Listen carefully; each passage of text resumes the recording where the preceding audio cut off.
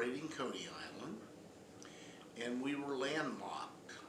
We had the racetrack at the east end, a little community called California at the west end, the Ohio River on the south side, and Route 52 on the north side. So we were landlocked. We only had 155 acres, which incidentally, Austin, is the same number of acres that Disneyland opened up with. When Disneyland opened in 1955, it was 155.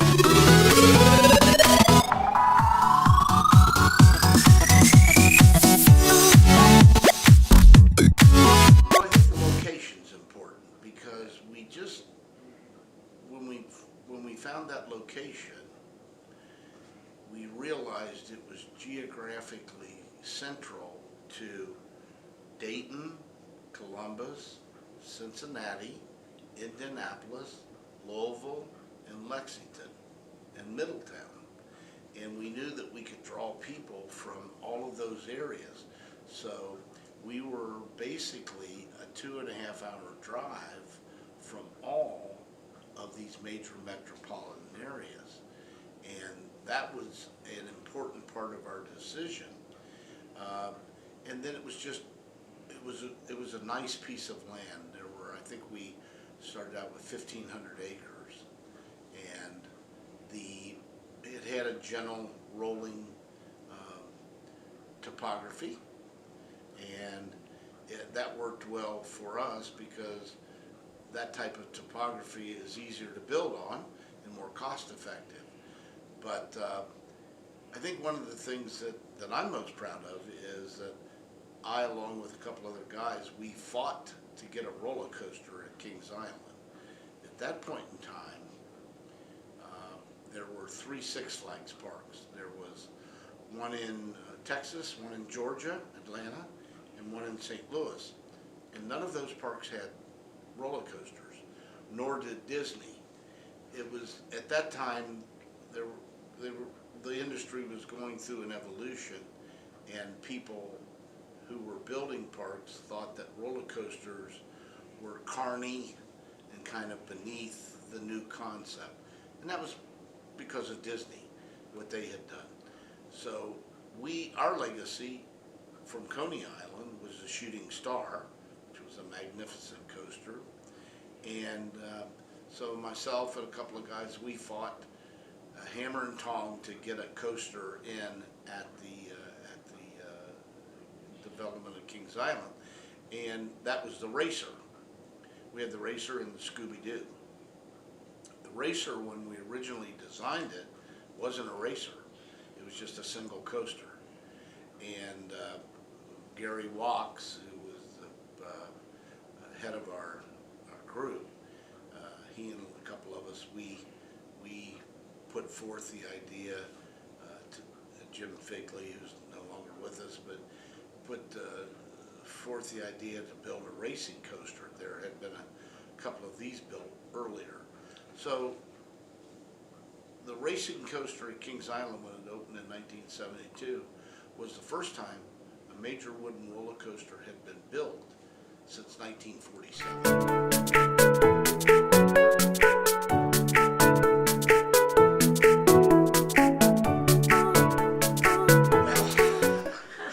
That's a good question. They both were fun, and those were certainly huge television series at that time.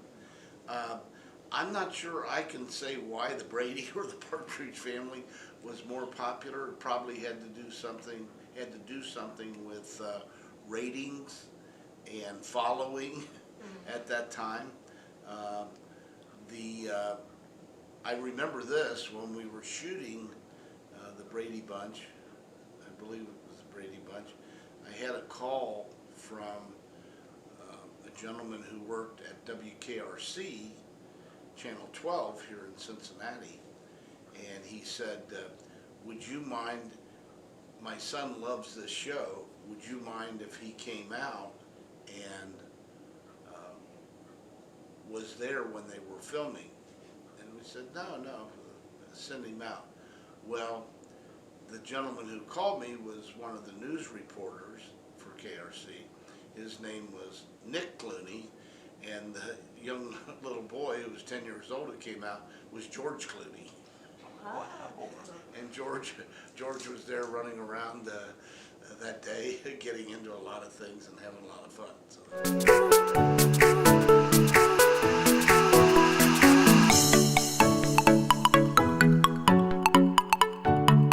Well, that's a good question. You remember the flying scooters? Yes. I think those are gone now.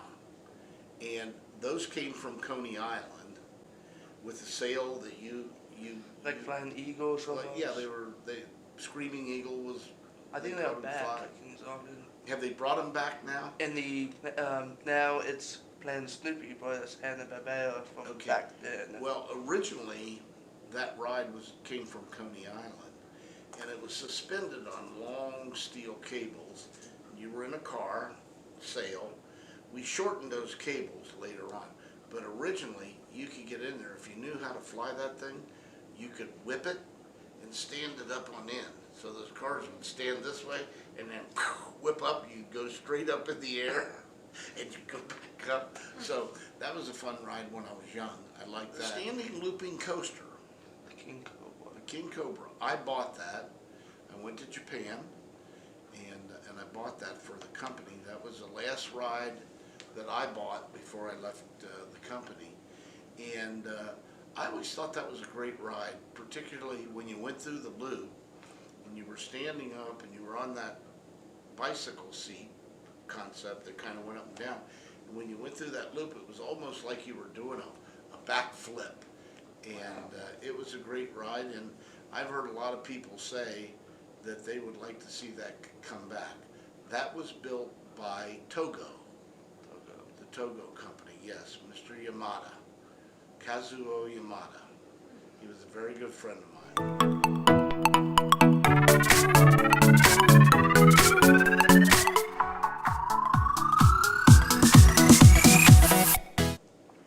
It was because the ice cream was blue. And the Smurfs were blue. Everything was Papa Smurf and Baby Smurf, and I can't remember the girl's name. What was her name? Something Smurf. But so we did that over at the ice cream stand, which would have been originally Hanna-Barbera Land, became a lot of different areas it's called now. But we came up with it because it was blue. And it was fun to watch people eat it because all their teeth would turn blue, their lips would turn blue. And, but that's why people wanted it. They wanted to see what blue ice cream was.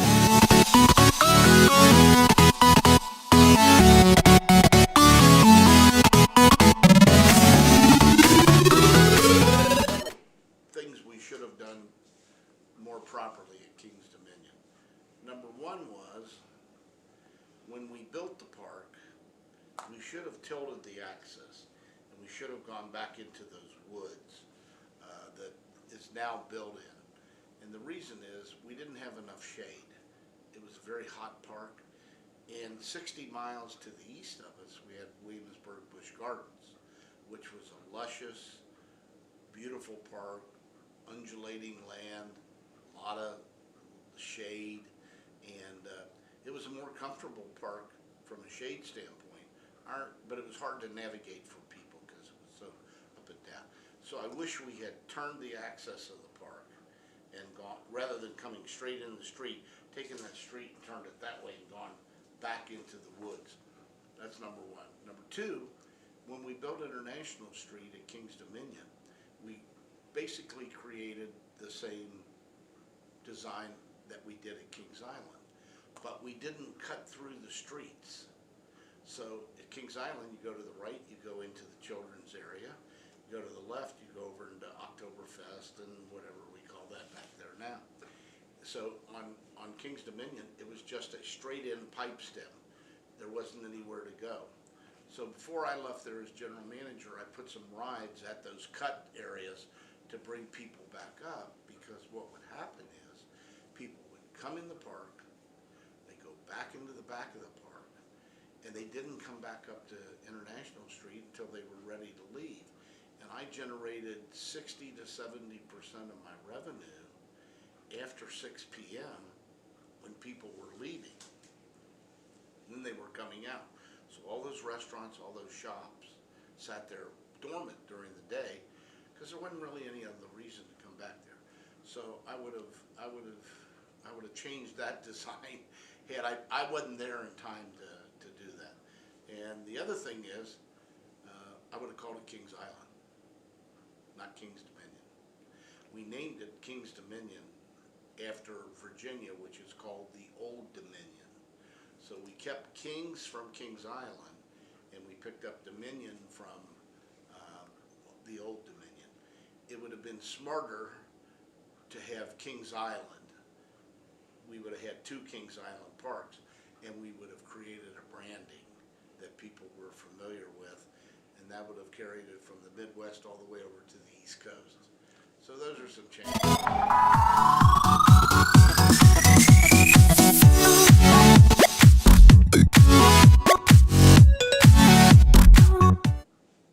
I love the mountain. And over here on the wall, I have a plaque of Lost World. That was ahead of its time. If you look at Volcano Bay at Universal Orlando, and you look at the mountain, it's almost identical to the mountain that we built at Kings Dominion. In that ride, we had a train ride, a flume ride, and a centrifugal force ride, the time machine. And it was just ahead of its time at that point. And it was the most expensive capital investment we'd ever made in a theme park at that time. And it was a tremendous landmark within the park. You had the Eiffel Tower and the mountain, but that changed through the years, as you know, down there. Yeah. And but I think that was a significant attraction that was probably 20 years ahead of its time.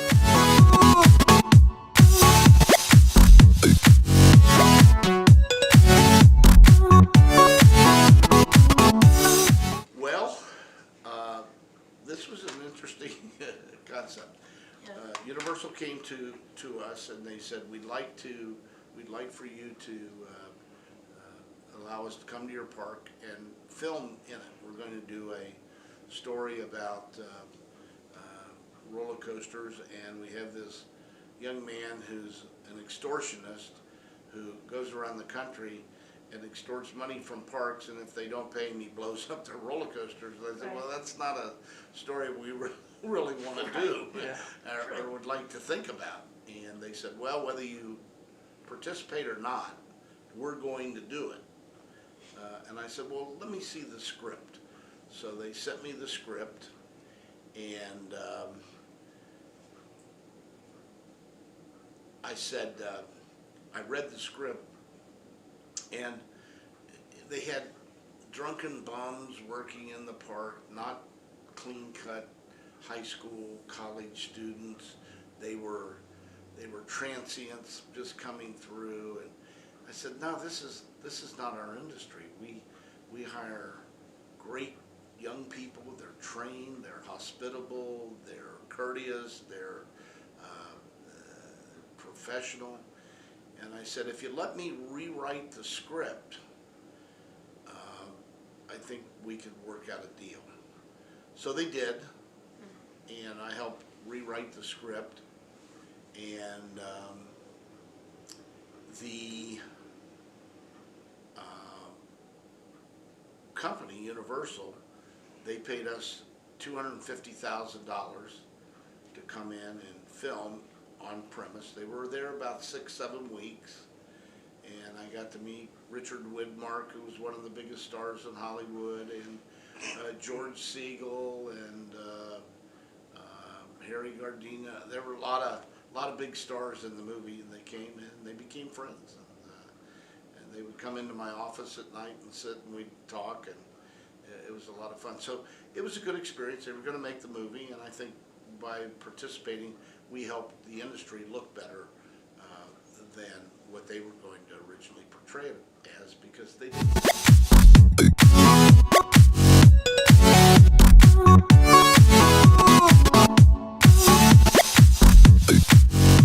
well, they both have their own personalities. They both have an Eiffel Tower as an iconic point. They both have International Street. When we went to Kings Dominion, we originally opened with the Coney Island area like we did at Kings Island, but unfortunately, we found out after the first year that the Coney Island was considered low class because of Coney Island in New York. Back then, Right. it was not very nice place. It was seedy, if you will, real carny. And so we had to change that to Candy Apple Grove, and then they changed that to something else. Now it's back to Candy Apple Grove, which was a good idea. But similarities were, same types of rides and attractions, roller coasters. Rebel Yell, when we did that, I wanted a steeper dip than, and it's at 55 degrees. So when you go down that first dip, you don't see the bottom of the track when you go down it. So similarities but differences, and today they each have their own personality.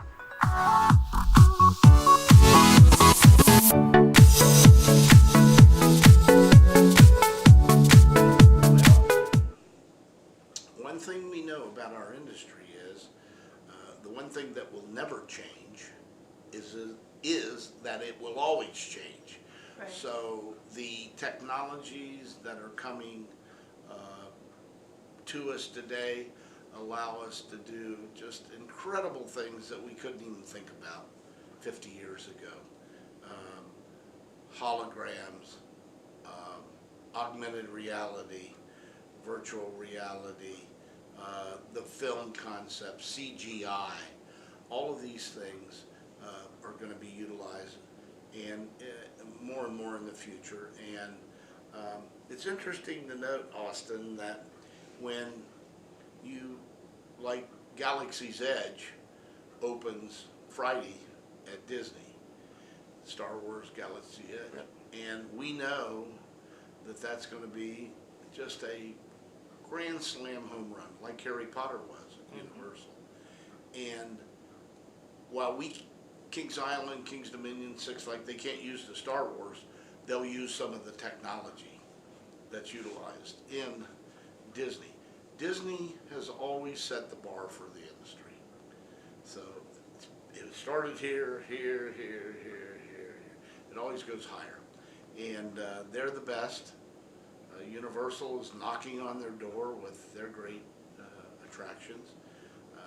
Harry Potter, of course. So the future, people love theme parks. If you take all the people who went to theme parks and water parks last year and compare that to all the people who went to all paid sporting events, NBA and MLB, so I think our industry will continue to evolve, grow, entertain.